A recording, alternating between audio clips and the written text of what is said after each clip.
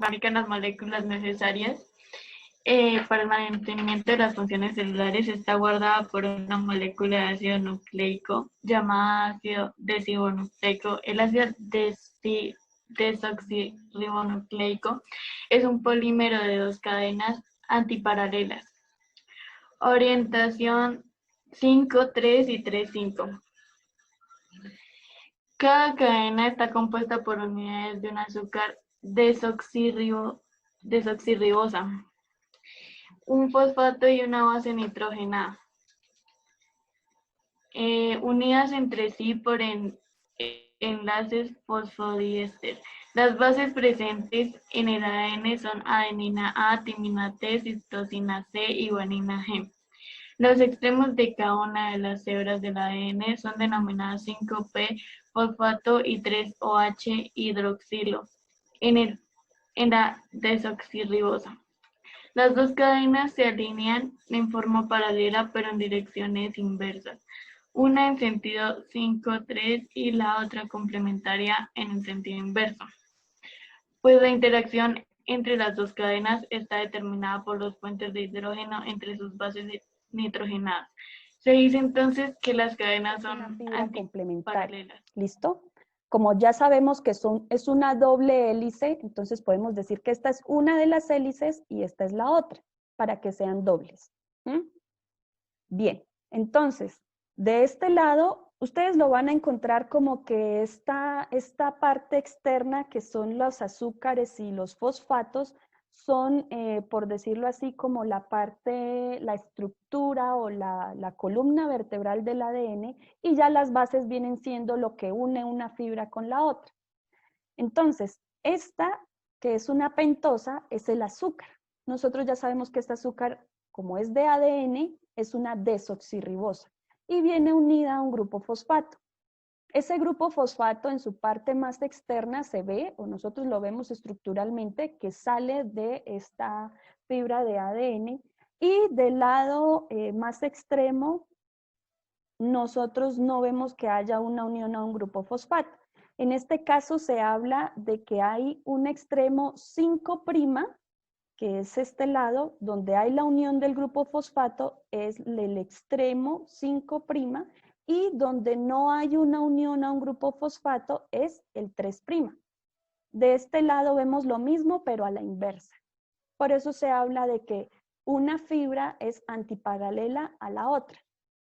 De este lado, en la parte de arriba, nosotros no vemos que haya una unión a un grupo fosfato, y si nosotros vemos en este caso, por ejemplo, que hay la estructura química de esta pentosa, vamos a ver que de cada extremo, de cada unión de esta pentosa, cada carbono tiene una unión a un grupo OH. Entonces, donde hay la unión a un grupo OH o donde no hay la presencia del grupo fosfato, nosotros podemos indicar que este es el extremo 3'. ¿Listo? Y del lado de abajo sí está el grupo fosfato. Por eso decimos que son antiparalelas. Para que fueran paralelas completamente, entonces tendría que tener el grupo fosfato de un lado y del otro lado también. Por ejemplo, que arriba fuese 5', una hebra, y su hebra complementaria también fuera 5', pero no lo es. Entonces, por eso se dice que son antiparalelas y son complementarias porque la timina es complementaria a la adenina, o a la inversa, la timina complementaria a la adenina, y la guanina complementaria a la citosina, o a la inversa, la citosina complementaria a la guanina. Entonces, creo que ahora sí quedó. Laura Balaguera, ¿tú me puedes ayudar con la lectura del ARN, por favor? El ARN es un ácido nucleído formado por una cadena de nucleótidos. Varios tipos de ARN que tienen la misma composición química, pero distinta estructura y función. Las principales son AR mensajero. Tranquila, Linda, no hay problema. Entonces, ARN mensajero, no pasa nada.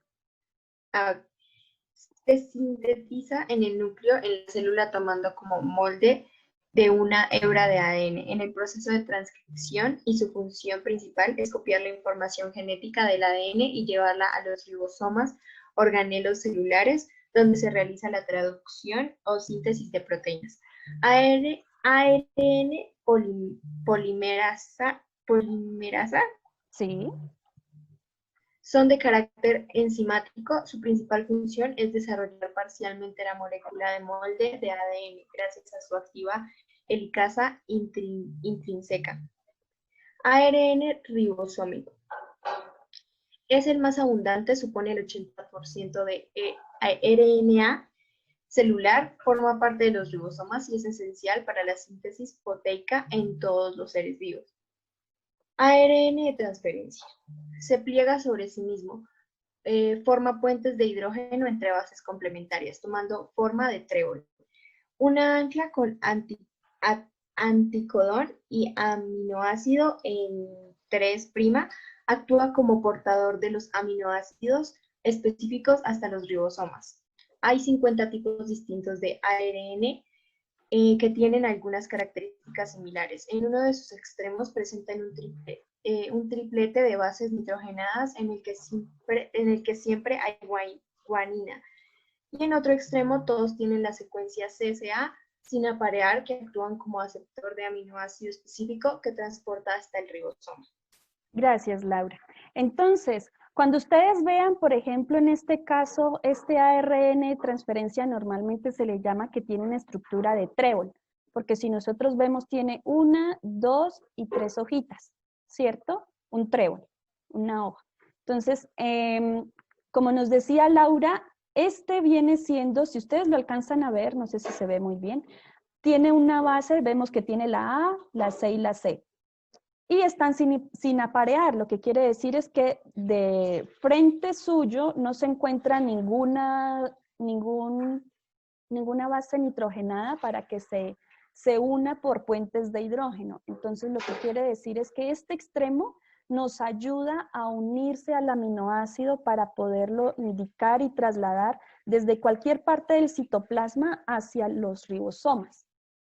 Recordando nosotros entonces pues que la síntesis de proteínas que se realiza a nivel del ADN, se realiza esa traducción en el citoplasma en unión a esos ribosomas.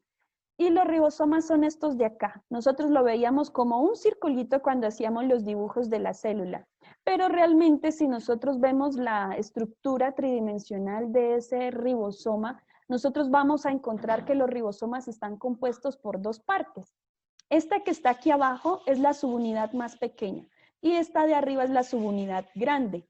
Estas dos subunidades no se encuentran unidas siempre, solamente se unen en presencia del ARN mensajero.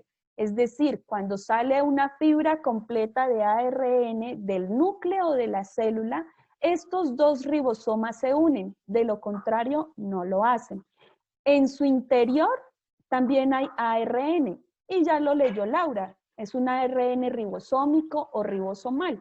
Al interior de estas subunidades hay un ARN que nos sirve para que se unan a él esas bases complementarias que son del ARN mensajero y para que se unan estas dos subunidades.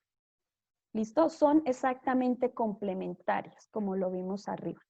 Este ARN polimerasa, que casi nosotros no lo vemos en la literatura, si ustedes quisieran buscar los tipos diferentes de ARN, este no se menciona mucho, pero es bastante importante. Ya nos dicen que su función es de carácter enzimático. Cuando nosotros hablamos de un carácter enzimático, quiere decir que es algo que rompe o descompone o desintegra algo. En este caso, ese carácter enzimático viene dado hacia los enlaces de puentes de hidrógeno. ¿Qué quiere decir eso? Que como nosotros tenemos una doble hélice de ADN, está muy estrechamente unida una base nitrogenada de una de las fibras de ADN a la otra, entonces lo que va a haber es que se van a romper esos enlaces de puentes de hidrógeno para que una parte del ADN quede libre y se pueda realizar la copia por ARN mensajero, que es este de acá, el que finalmente lleva el mensaje completo de ADN para indicar qué proteína se va a sintetizar. ¿Listo? Y estas son las bases. Nosotros habíamos dicho que en el en el ARN había una base que es el uracilo, ¿cierto? Y que reemplaza a la timina, que sí se encuentra en el ADN. Entonces, estas son la estructura química. Ya habíamos visto que en el caso de la citosina es complementaria a la guanina, entonces vienen en fórmulas, en bases que son opuestas. Estas de aquí, que son estas tres bases, son bases pirimidínicas. Entonces, su estructura molecular viene siendo esta, ¿cierto? De cada punta, en cada vértice de este hexágono, va a haber un carbono. Si nosotros ampliamos un poquito más químicamente, vamos a ver que de cada punta hay un carbono. Tiene enlaces dobles y enlaces sencillos, en este caso hay nitrógeno también. Y para indicar en qué punto se une este grupo amino, en qué punto se une este grupo OH, yo tengo que indicar primero cuál es cada uno de estos. Yo indico el número y la posición de cada uno de estos elementos dentro de este anillo. ¿Listo? Dentro de en este caso, este benceno. ¿Vale? Entonces, por ejemplo, este nitrógeno que es extremo viene siendo el número 1, el número 2 este carbono que debe estar aquí, el 3 este otro nitrógeno, el 4, el 5 y el 6. Si nosotros vemos, básicamente tiene una orientación con las manecillas del reloj. Entonces, nosotros vemos acá, por ejemplo, en el caso de la citosina, este sustituyente de aquí es el grupo amino. Este grupo amino, ¿en qué carbono está? Si yo miro, por ejemplo, esta numeración, que es la misma aquí en la citosina, en la timina y en el uracilo, ¿en qué carbono está unido este grupo amino?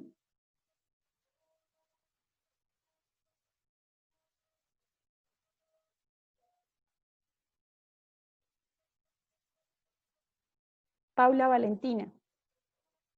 Este grupo amino, este grupo amino, ¿a qué carbono está unido? Ten en cuenta la numeración que está acá. Es exactamente la misma aquí. Pues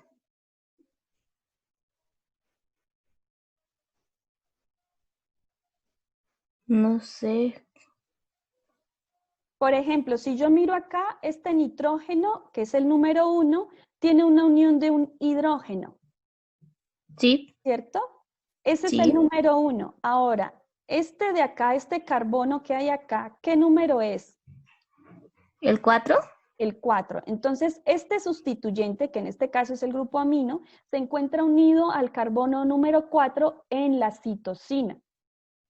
Ahora, por ejemplo, en la timina, ¿cuál es el sustituyente en el carbono número 4? La O. El oxígeno. Muy bien.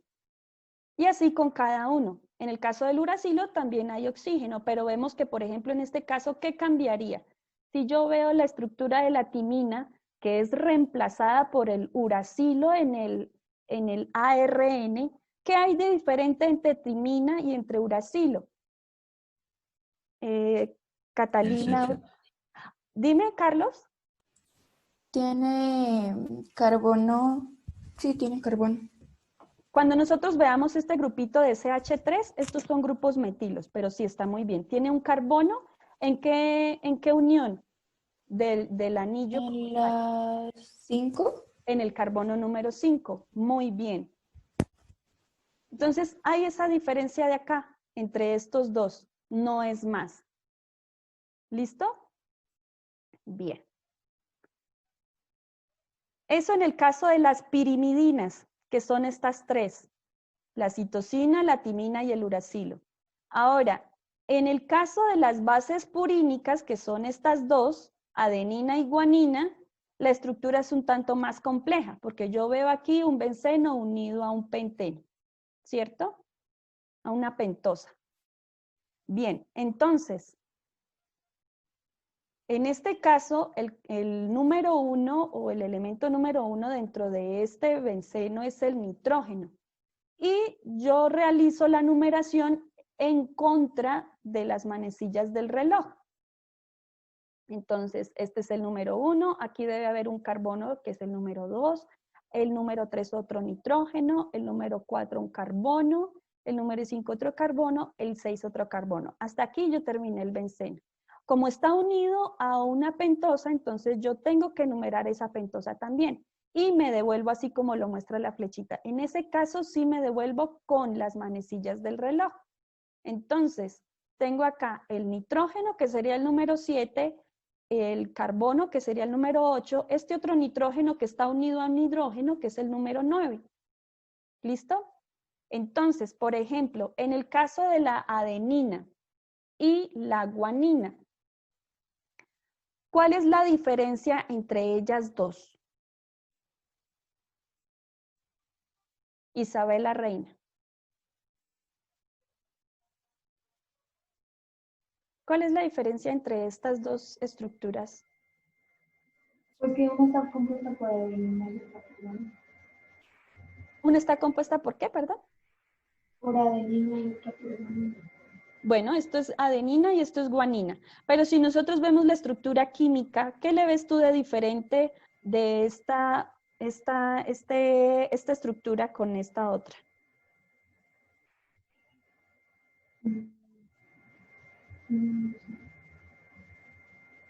Procariotina. Por ejemplo, si nosotros vemos el número de los elementos que lo conforman, ya vemos la numeración de 1 a 6 y luego de 7 a 9 en la pentosa que tiene ahí unida.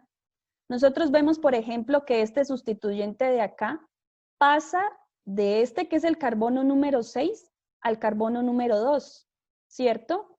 Y en ese carbono número 6, ¿qué hay para el caso de la guanina? Andrés Pérez. Profe, ¿cómo era la pregunta? En el caso de la adenina yo veo que tiene un grupo amino unido en el cromosoma número, perdón, el cromosoma no, en el carbono número 6, ¿sí? En el caso de adenina. En el caso de la guanina, ese grupo amino pasó del carbono número 6 al carbono número 2. Mira acá se ve el carbono número 2, que es este. Ahora, en ese carbono número 6, ¿qué hay? En el caso de la guanina, ¿qué reemplazó a ese amino? ¿Qué hay ahí? Que en vez de poner que cambiaron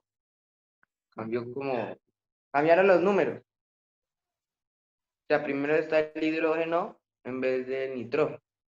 Y en el otro está... ¿Sí, profe, o no? ¿Está nitrógeno en vez de qué, perdón? O sea, primero está, en el de la guanina, primero está el hidrógeno. Y en el de la adenina, primero está el nitrógeno. Bueno, sí, cambió estos dos, pero en el caso de ese carbono número 6, ¿ahí qué hay? Yo tenía el grupo amino en el número 6, en el carbono número 6, que es este de acá. En este carbono, que es el número 6, ¿qué hay?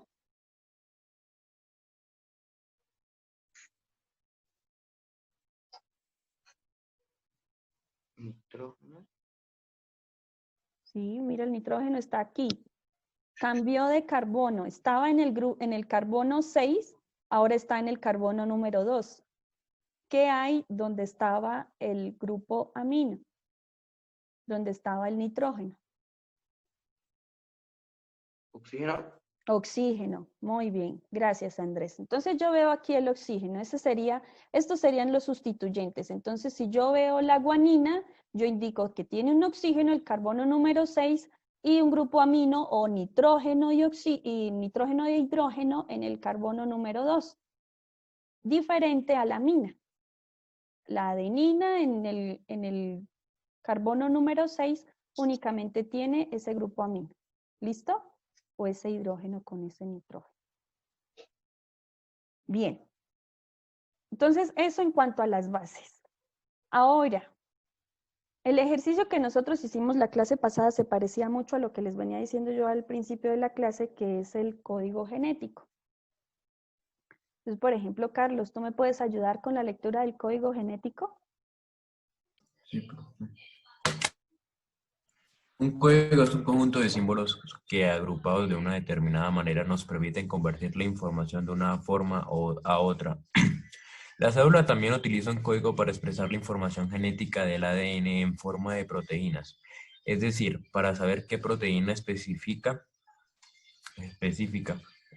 debe construir a partir de un trozo de ADN. Es un código muy simple. Los símbolos del código son las bases nitrogenadas de la molécula de ARNM tomadas de 3 en 3 tripletas, formando un grupo al que se llama codón. Cada codón corresponde a un aminoácido en la proteína que se va a formar, que es una cadena de ellos. El código tiene 4 letras A, G, C y U, que se agrupan de 3 en 3. Esto da lugar a 64 combinaciones diferentes, 4 por 4 por 4.